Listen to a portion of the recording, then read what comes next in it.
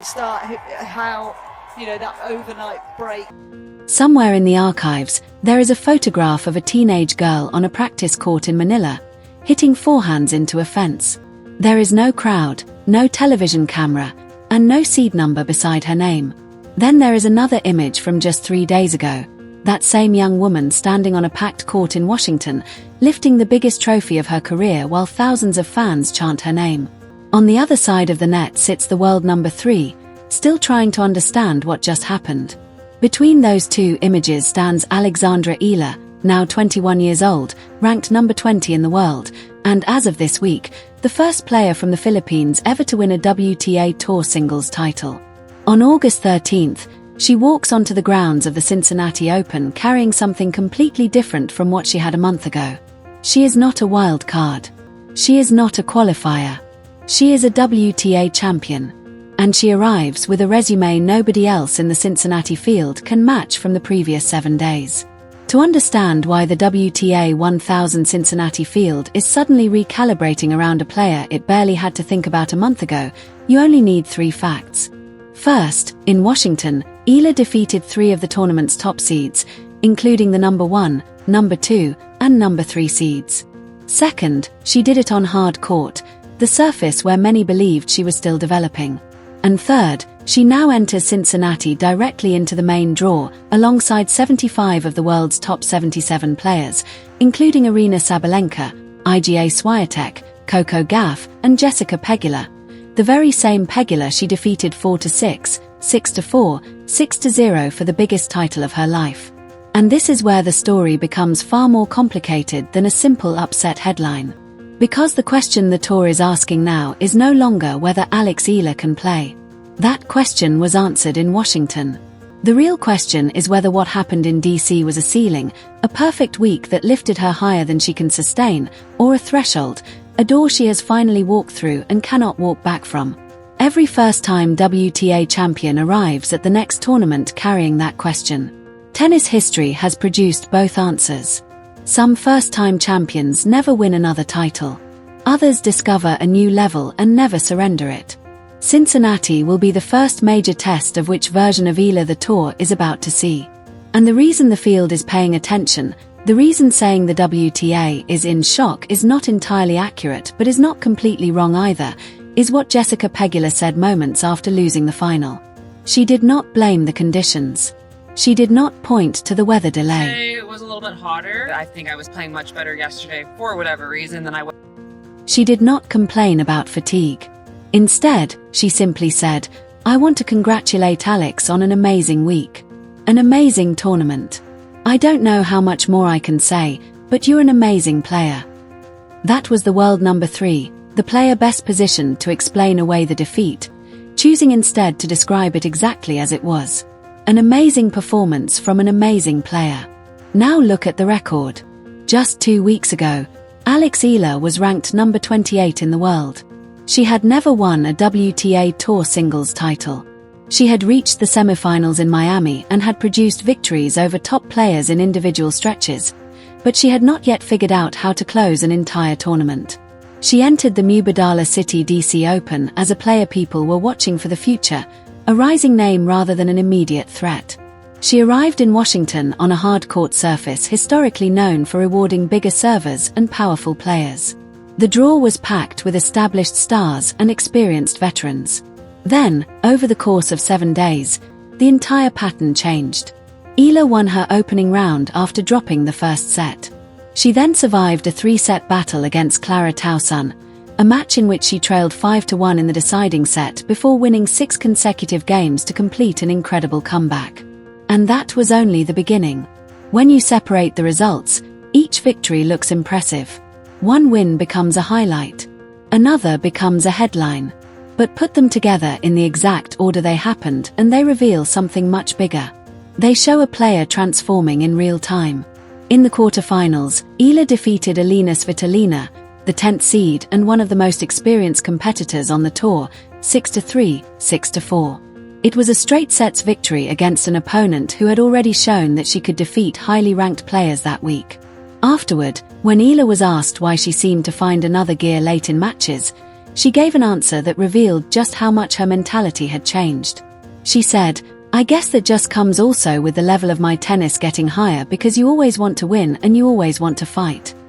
Notice what was missing from that answer. There was no disbelief, no shock, no sense that she had somehow stumbled into a magical week. She spoke as if this was simply the natural result of her tennis reaching another level. Then came the semi-final, the match that changed the entire conversation. Naomi Osaka, the third seed and four-time Grand Slam champion, was returning to the kind of form that once made her one of the defining players in women's tennis. Eala had never beaten Osaka. Very few observers entering the tournament would have predicted Eala to control that matchup. But she did exactly that, winning 6-4, 6-2 for the first victory of her career over Osaka. It was not a narrow upset. It was not decided by a few lucky points. The scoreline looked less like a shock and more like a statement. And then came the final against Jessica Pegula. Take a breath here, because the rest of this story hangs on one sentence. Eala was down a set. Then the weather stopped the match. The momentum was broken. The pressure increased. And instead of collapsing, Eala came back with the composure of a player who had already decided that this tournament belonged to her. What happened next did more than give the Philippines its first WTA Tour singles champion. It changed the way the entire tour will look at Alexandra Eala when she walks onto the Cincinnati court. The teenager once hitting forehands into a fence in Manila is gone. In her place is a 21-year-old champion arriving at a WTA 1000 tournament with a target on her back, the confidence of a title winner, and a growing list. When they came back onto the court, Alex Eala did something almost nobody expected. She won the third set 6-0, 6-0, against the world number 3 in a Sunday final that had been suspended long enough for both players to reset, refocus, tighten their games, and return as the versions of themselves that had carried them to the biggest stages of the sport. Jessica Pegula came back and played her game. Eala came back and played at a level even higher than the one that had carried her to the final. That is not simply a hot streak. That is not adrenaline. Adrenaline does not carry a player through 6 consecutive games against a top 3 opponent. That is a player discovering, under the exact conditions designed to expose her weaknesses, a version of her tennis that had never existed at this scale before. The WTA's official coverage in the hours after the match summarized the entire week in one extraordinary fact. Alex Eala had defeated the number 1, number 2, and number 3 seeds at the DC Open. No other player on this year's tour had accomplished that in a single event. And that is why the language surrounding her Cincinnati arrival has changed so quickly. The Cincinnati Open is a WTA 1000, one of the biggest tournaments on the women's calendar and the final major tune-up before the US Open. Its field is built from the very top of the sport. 75 of the world's top 77 players are in the draw. Aryna Sabalenka is defending her title. Iga Swiatek is positioned for another deep run. Coco Gauff is part of the American summer swing. Jessica Pegula is there too. There is no easy path through this tournament. There is no comfortable side of the draw. And Alex Eala, who only recently would have entered an event like this from a completely different position in the rankings, now walks into Cincinnati as the freshest champion on the calendar, carrying a form line that very few players in the field can match over the past 2 weeks. The strongest authority on this transformation is once again Jessica Pegula, because she is the only top 3 player who has just faced Eala across a full championship match in her current form. Her comments after the final are worth examining, not simply because they were gracious, but because they contained a technical assessment of what made Eala so difficult. Pegula talked about Eala's variety, her ability to change the look of the ball, and how difficult she was to read. She described Eala as, in essence, not fun to play against. That is significant coming from Pegula. World number 3 players do not reach that position by giving opponents comfortable rhythm. Pegula's game is built around consistency, pressure, and making opponents solve problems over and over again. So when she leaves the court in Washington describing a 21-year-old as difficult and unpleasant to play against, that is more than praise. It is professional recognition. It is the closest thing the Cincinnati field has right now to an advanced scouting report on Alexandra Eala. But there is a much bigger significance here than one extraordinary week of tennis.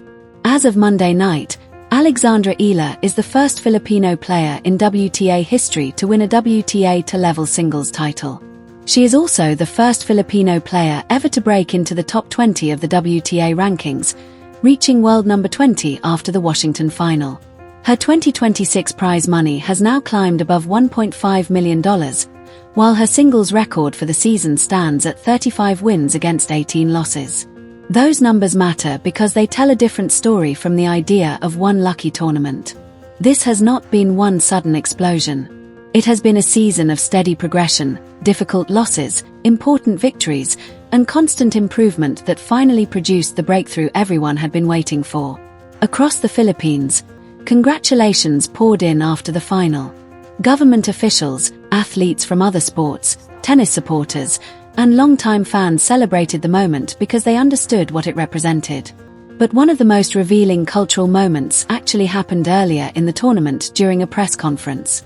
A reporter asked Eala what it felt like to become a global rising star. Eala paused and then reframed the question.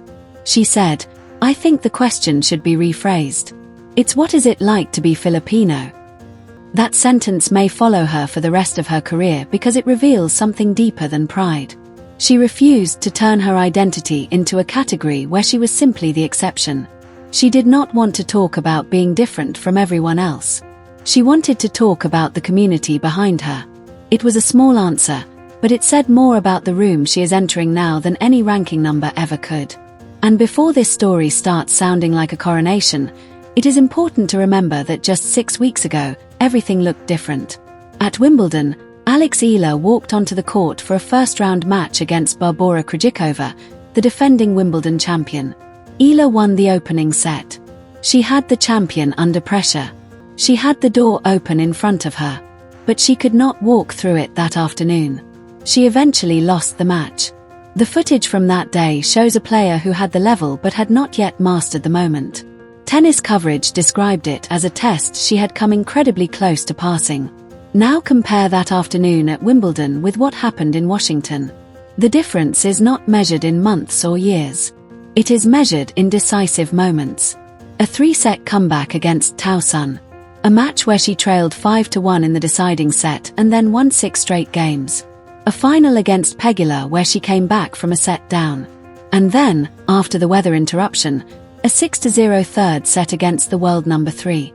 Whatever changed inside Alex Eala between late June and early August, it changed the ending. That is the real turning point. The ranking table was simply too slow to catch up. And that is why the Wimbledon loss now looks less like a setback and more like a data point from the player she used to be. Now we return to Cincinnati. In just over a week, the draw will be released, and somewhere on that sheet another player's name will appear opposite Alex Eala. Whoever that opponent is, they will spend the days before the match watching what happened in Washington. They will study the semi-final against Osaka. They will study the final against Pegula. They will watch the 6-0 third set. They will see the drop shots, the changes of pace, the defensive recovery, the confidence, and the refusal to panic when the biggest moments arrived. And then they will have to answer one uncomfortable question. What exactly do you do against a player who, just 2 weeks ago, you might have expected to beat, but who now arrives carrying the resume of the tournament she just conquered? That is the room Alex Eala is in now. She is no longer living in the qualifiers room where she spent so much of her early career. She is no longer simply the promising young player whose story was always about what might happen someday. She is now walking into a WTA 1000 main draw as a champion, and she earned that position by beating the players who were already inside it. The photograph from Manila and the photograph from Washington are not pictures of two different people. They are 2 chapters of the same player arriving at the moment she has been building toward for years. The work does not stop. It continues in Cincinnati, at a tournament she has never before experienced at this level, against a field designed to test exactly how real this new version of Alex Eala really is. The question is no longer whether she belongs. She has already answered that. The question now is how far this new version of Alex Eala can go. If you have been following this story with us throughout the summer, stay in the room, because the next chapter is about to get much louder.